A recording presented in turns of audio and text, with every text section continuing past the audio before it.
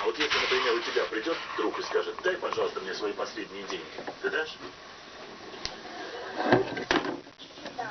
А если все попросит? Все, ну, дам, ну, копейка мало дам, ну, очень будет получать. Но все можешь отдать? Да нет, получится из монет, потому много, если я дам. Но вот если просит человека все до последней копейки, а он